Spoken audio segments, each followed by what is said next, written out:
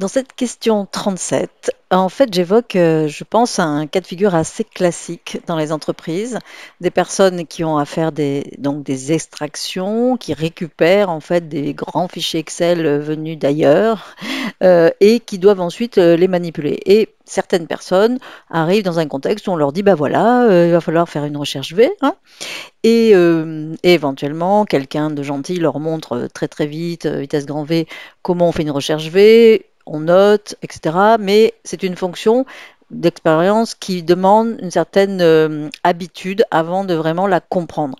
C'est-à-dire qu'il y a un passage où les personnes visiblement reproduisent quelque chose qu'ils ont écrit, mais voilà, sans l'avoir vraiment compris.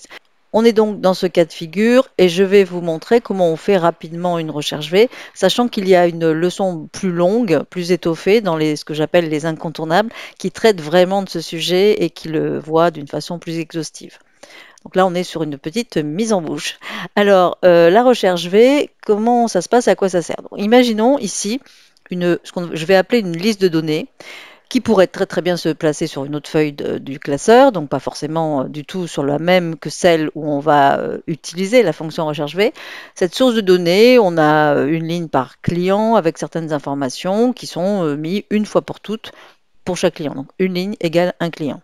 Je ne vais pas m'étendre sur le sujet dans cette leçon, mais vous avez là en face de vous ce qu'on appelle une liste de données bien faite qui répond à des critères. C'est un de mes leitmotivs. Vous trouverez la description exacte de qu'est-ce qu'une bonne liste de données dans la leçon sur les tableaux croisés dynamiques, sur une des parties, la 3. Et ça vous décrit une bonne liste de données. Celle-ci répond aux critères. Une ligne d'entête unique avec un mot différent dans chaque cellule et toutes les cellules d'entête remplies, pas de ligne entièrement blanche au milieu de la liste, pas de colonne entièrement vierge, et voilà, pas de parasites à gauche, à droite, en dessus et en dessous. Voilà, on est sur une belle liste de données.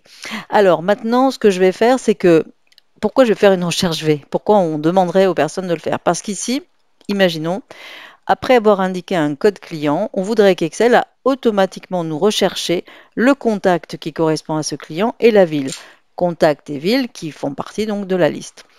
Ici, petite cerise sur le gâteau, je pouvais très bien saisir à la main le code client, mais c'est toujours des sources d'erreurs de saisir en fait. Et là, j'ai utilisé dans cette cellule ce qu'on appelle la validation des données pour obtenir cette magnifique petite liste déroulante. Alors là aussi, autre leçon sur la validation des données, si ceci vous intéresse, d'obtenir une liste déroulante avec un choix plutôt que de saisir à la main au risque de se tromper. Donc ici, mon idée, c'est en prenant par exemple, voilà, ce client qui s'appelle, je ne sais pas, Berks, eh bien, je voudrais automatiquement avoir le contact et la ville, et c'est là que je vais faire une fonction recherche V. Donc, assez rapidement, comment je vais faire ça? J'ai l'habitude de saisir à la main la syntaxe de mes formules, parce que je les connais bien, et que je trouve qu'on apprend mieux quand on saisit au final. Donc, recherche V suivi bien sûr d'une parenthèse. Le premier élément, la valeur cherchée, c'est mon code client. C'est pour ce client que je vais obtenir le contact correspondant.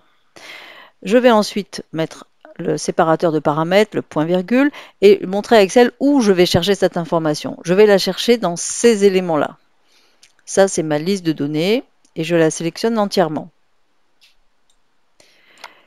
Ce qu'il faut savoir, c'est qu'en dessous, quand je vais chercher la ville, ça va être exactement sur la même plage que je vais vouloir aller chercher.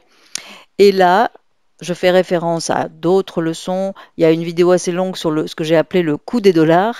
Ici, en fait, on doit figer la plage où on va chercher, puisque ça sera la même en dessous pour la ville, et que dans Excel, si je m'amuse ensuite à recopier cette formule en dessous, Excel va vouloir adapter la plage au contexte, et en dessous, je vais me retrouver avec H4 jusqu'à M35, ce qui ne sera pas la bonne liste de données. Donc je le fais rapidement puisque je l'explique dans d'autres leçons. Je vais me servir de la touche fonction F4 pour mettre automatiquement des dollars, et voilà, tout va bien. Point virgule, je vais chercher cette information, ce code client, je vais le chercher dans cette plage. Excel va automatiquement et obligatoirement devoir trouver le code client dans la première colonne de ma plage sélectionnée. Toujours la première, c'est obligatoire. Donc ça, je n'ai pas à le préciser. Ce que je vais préciser, c'est quel numéro de colonne correspond à l'information que je veux rechercher. Le contact, c'est 1, 2, troisième colonne. Et c'est un 3 que je vais indiquer ici. Et enfin, très important, et c'est le but de la question, pourquoi m'a-t-on dit dans mes notes qu'il fallait absolument mettre le mot faux? Eh bien, pourquoi? Parce que je cherche le code client exactement identique à ça. Je ne cherche pas un code client qui ressemblerait à Berks, mais qui serait Burke, je ne sais pas. Non, je cherche Berks. Et donc, attention, c'est vraiment très important dans la recherche V. Quand on veut trouver la valeur exacte, on met bien le mot faux, sinon on fait des horribles erreurs. Car si par hasard ce code client n'existait pas, eh bien Excel se rapatrierait sur le plus proche qui est au-dessus de lui dans la liste, et voilà, vous auriez évidemment un contact qui serait complètement erroné. Donc faux, on peut le saisir, voilà. Je ferme ma parenthèse, je valide, et si tout va bien, je vois bien apparaître. Alors voilà, je vérifie, oui, c'est ça. Maintenant que j'ai ça, est-ce que je peux recopier immédiatement cette formule en dessous? Presque. J'ai pris soin de figer la plage, mais j'ai omis de figer quelque chose d'important.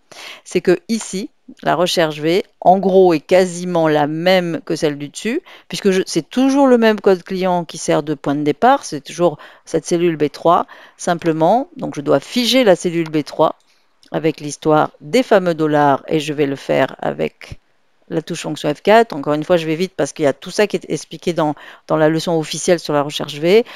Voilà, et donc ici, je suis presque paré. Je vais avoir à changer uniquement une chose quand je vais recopier la formule, c'est que bien évidemment ici, je vais trouver la même personne puisque c'est toujours la colonne 3 et que c'est les contacts dans la colonne 3. Maintenant, je veux la ville, 3, 4, 5, 6. C'est donc ce qu'il y a dans la sixième colonne de la plage qui est là, dont je veux récupérer l'info.